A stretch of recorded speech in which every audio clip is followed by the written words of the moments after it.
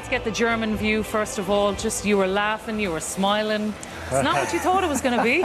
Yeah, no, relieved more than anything. It was a pressure cooker. It was a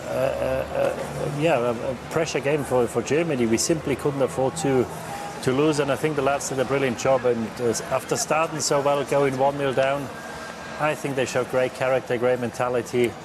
Steamrolled the Portuguese, scored 4 goals, made it probably a bit harder than they should have done towards the end. Maybe helped or not helped by the changes the manager made straight after the 4th goal. But no, a great result. And you know, Portugal on the other hand, they need a result in the last game. I think now you've got a decent chance to win the group, because I think it's not guaranteed that France will beat Portugal. So with a win over Hungary, who would have thought? We sit here after the defeat to France. We're sitting here now, and I think there's a possibility that Germany even tops the group, which obviously would make it a little bit easier in the last 16, because the second place team plays a winner of the England group, which probably will be England. After the first result, today couldn't have gone an awful lot better. He is loving this. He was just trying to pull the wool over our eyes earlier, Richie, by suggesting this wasn't going to be the case.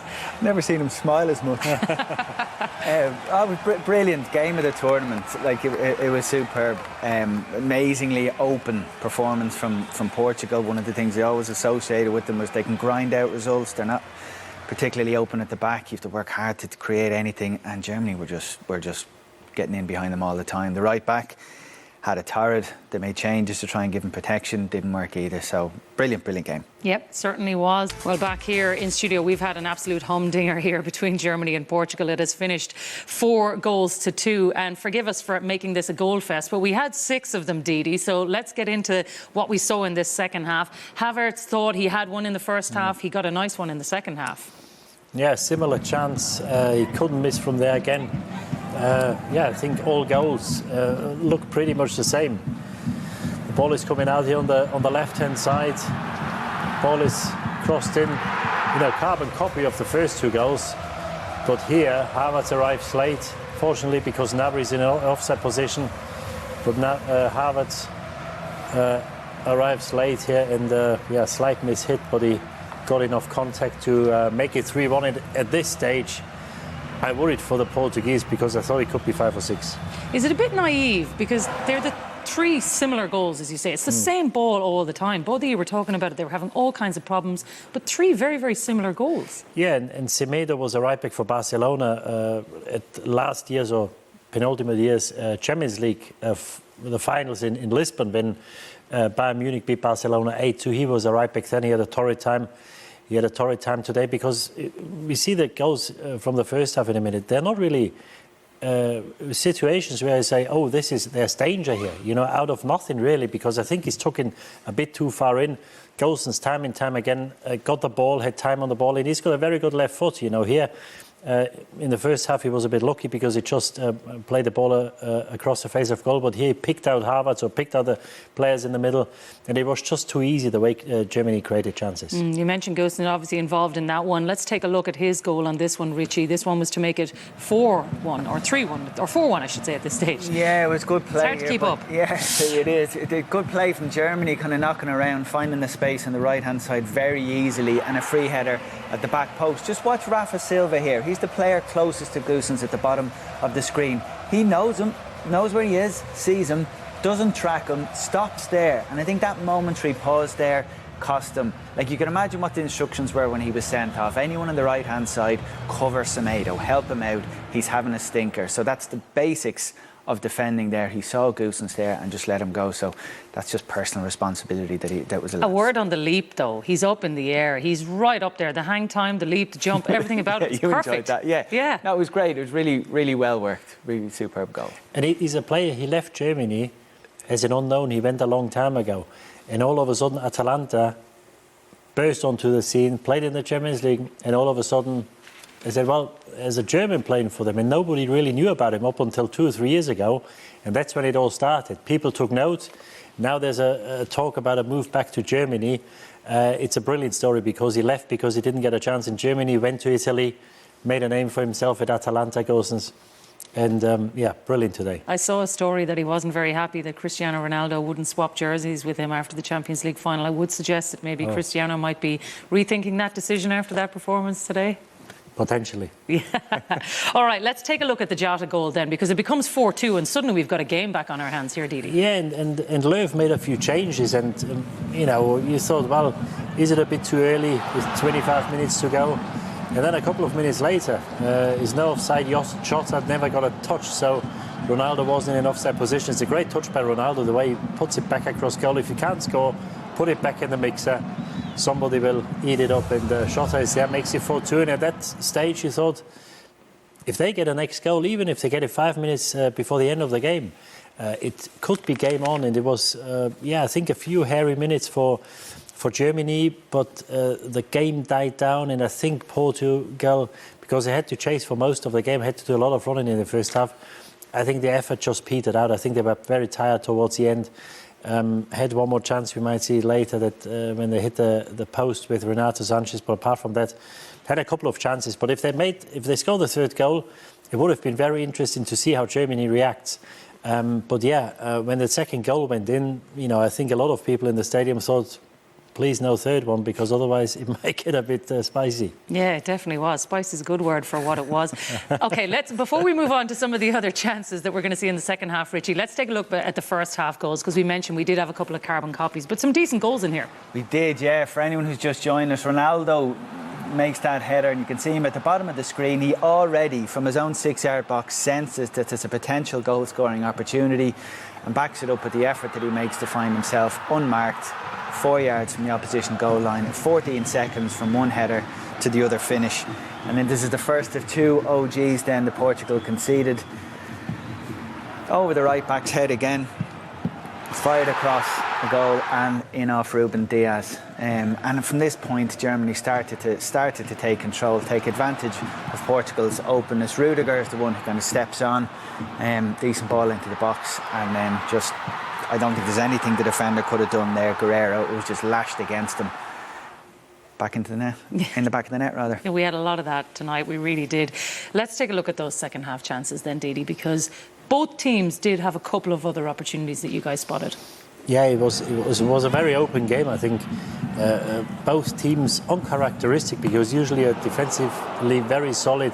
It's a great start by Sanchez, who had a spell at Bayern Munich where it didn't really do anything. After the Euros 2016, he came to Munich. High expectations, didn't really do it. But the Germans themselves, this is Goretzka here. It's great to see him back, because I think the team needs him. I think we need his pace. I think we need his physicality. He kisses the crossbar. I think the keeper probably would have been beat. He kisses the crossbar, goes over the top. And there was just chances both ends, even towards the end. Portugal had a few more chances. I think they both have to slightly adopt, probably the Portuguese more, because they play France in the last game. If they play like this, they were so open, and you know, Germany just passed the ball. You didn't see any danger, and all of a sudden there's a player free in the box, and they get a shot off on goal. And on the other hand, Germany, I think they have to tighten up as well, because that towards the end they had another opportunity, Portugal, where they had a counter attack where they've got one man more, and these things shouldn't happen. So I hope they learn their lessons, but obviously a big step forward from the first game. Yeah, it certainly was. There is your fixtures coming up: Portugal against France and Germany against Hungary. Lots to chat about on a day of incredible drama in this group, but there is one burning issue that you two really want to get stuck into, and that is Cristiano Ronaldo, Richie, and this piece of skill that seems to have divided opinion between you. Yeah, surprisingly divided opinion. I think when I saw this first and saw the replay again, I just thought, wonderful moment, nice little bit of skill. Over the head of Rudiger, back flicks it to a teammate and keeps the run going. And just for added entertainment, he looks away, so it's a little no-look pass. I thought most people, like the game, would appreciate that. But the German sitting next to me is sucking the life out of the studio, so there's no room for that. Stick to his job, should have been more professional, and that doesn't belong in football. No, I think it's nonsense. I think in a way, because he flicks the ball over, he pretends that he's going to catch the ball, and then he backheels it across. He looks away. Passes to a teammate. Yeah.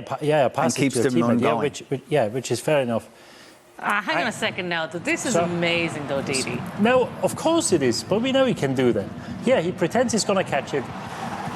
I think, in a way, he's belittling the opposition here. Look at this. He's pretending he's going to catch the ball. This is nonsense. He doesn't need it. And this is 1-0. And I'm sitting here and we watch it, and you all rave about him, how good he is. And yes, he's the best. He's the best with Messi, no doubt about it. It's 1-0. And then he does this. And I'm thinking, if we do it at half-time, which we're going to do, I say, I don't like it. I think it's nonsense. I think it belittles the opposition. But if anybody is allowed to do it, it's this man. It's him. You think it's disrespectful because it's showboating. Maybe he feels, though, I'm just this skillful and I want to sell the game to the world. He looks a fool now, Checky, because this is 1-0. He doesn't look a fool. I don't think anyone's looking at him thinking he's a fool. If you ask the German players, I tell you now, if you ask the German players after the game what they thought of it, because they would have noticed that.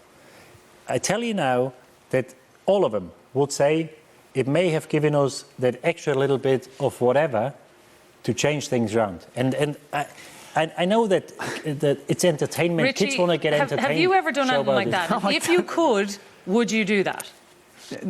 It wouldn't cross my mind, but I'm not in the category of even entering a discussion where I'm comparing myself to Ronaldo. I know, that's not what I mean. But my point is, though, is it not that he's like, I can do this. I can do whatever I want. But I'd go along. If it ended up in losing possession, and if somebody's showboating or trying to entertain the crowd or a little bit of posing led to the move breaking down and putting his teammates under pressure, I'm on board going, that's costly. But he found a teammate who found another one. But what is he trying to achieve? What is he trying to achieve, apart from... What has he achieved that's negative? You think it's incentivised the Germans? Yeah. Ronaldo doing that flick is the least of Portugal's worries today. The way they defended, the midfield were so open, the right back looked like the first time he's ever been right back. I don't think in the list of faults of this Portuguese team, what Ronaldo did there makes the top 10. Maybe this is where it all started.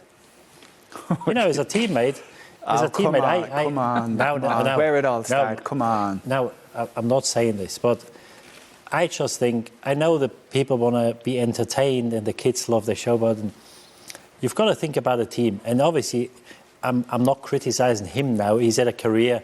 He's won the Champions League umpteen times and he won the European Tour. He's done everything. Yeah.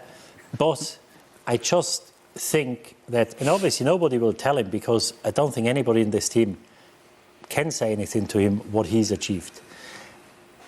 I just don't get it, what he's trying to achieve, apart from, yes, showboat and maybe entertaining the crowd, which is good. I think, in a way, it's disrespectful towards the opposition. And, you know, if the Germans need it, you won't see a German player do this. No. Because if a German player does this, he'll be told at half-time, leave that nonsense out, we're here to play a game, and we want the best for the team. And even... you don't even give the opposition a chance to think that you disrespect them or belittle them. And that's why they're not going to do it. And that was my point. Richie obviously sees it different. He likes a bit of showboat and all the rest of it. Yeah, that's immediately what I think. But there's moments of... There has to be room for moments of entertainment or a little bit of expression from players, particularly the top players, particularly in games like this, which are so tense and so big, and the world is watching. Yeah, exactly. That if you think, no, get the fun out of here, get the tempt out of here, this is a job. Yeah. Come on.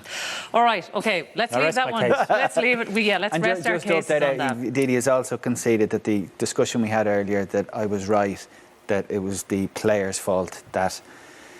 God, who were the two teams So you can't even remember. Yeah. So, that'll tell you how far away it was. All right, look, let's look ahead to that final group round of matches then. You've got Germany and Hungary, Portugal and France, all to come next Wednesday. What are you thinking now, Didi? Because Germany still have a chance to top this group now. How would they be feeling now tonight? Well, obviously, they put themselves in a commanding position, which couldn't be said after the game against France. Hungary's got to go to Munich. They will want to win the game. On today's showing, you've got to say, I do fancy them to win the game. And 6 points might be enough to win the group, because France may make a few changes. I don't think they care who they play in the next round. And Portugal needs a draw. So I think the draw is a likely outcome in that game.